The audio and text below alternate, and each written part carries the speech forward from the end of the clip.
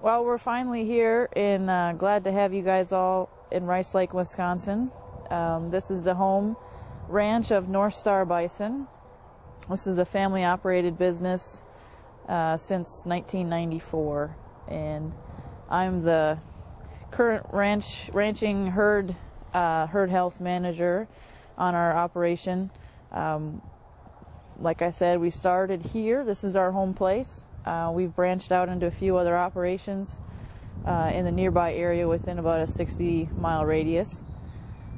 We're down here in our corrals, and we would like to just give you a tour of what we have down here in our home facility here. So we've done some recent expansion and changing, but overall, after 15 years of handling bison here, we're feeling there's always changes that happen, but we're definitely feeling really good. It's a very smooth operation, low stress for us and of course the animals. So today we have a herd we're going to end up working that just came in from the Triple U Ranch in Pierre, South Dakota.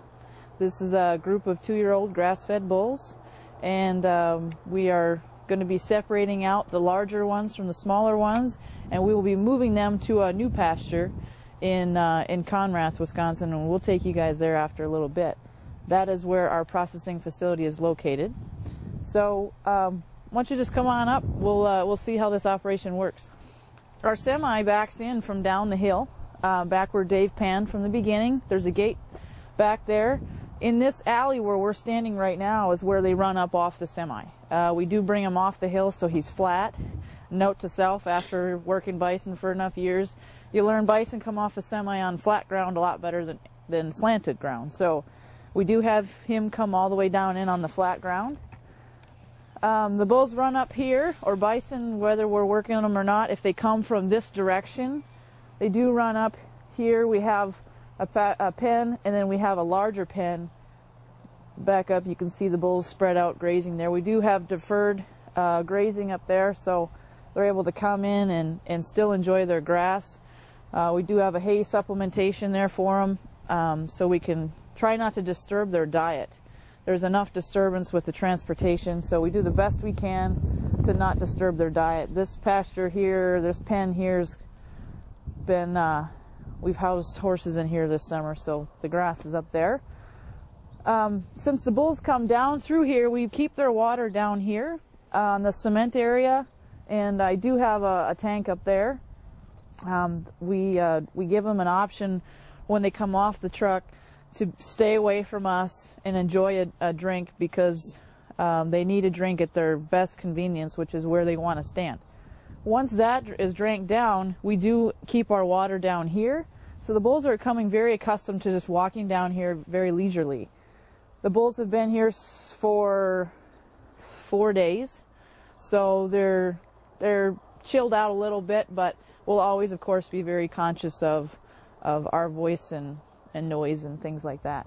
They come into this pen. If I can cut them at that gate up in the corner there, I'll try to cut just the number I want if I get that lucky. If not, the bulls will all move in here. And if you walk up here a little further, right up here, you can see we have kind of an angled wall. And bison will, oftentimes, their natural instinct is to stand uphill from you on higher ground. So when we had this fenced off earlier, before we had a nice actual secure wall, we had just regular fencing. They always wanted to congregate up in this corner. So we knew at that point, when we saw how they reacted to the elevation of the ground, we knew at that point how we wanted to position our access down into our smaller sorting pens.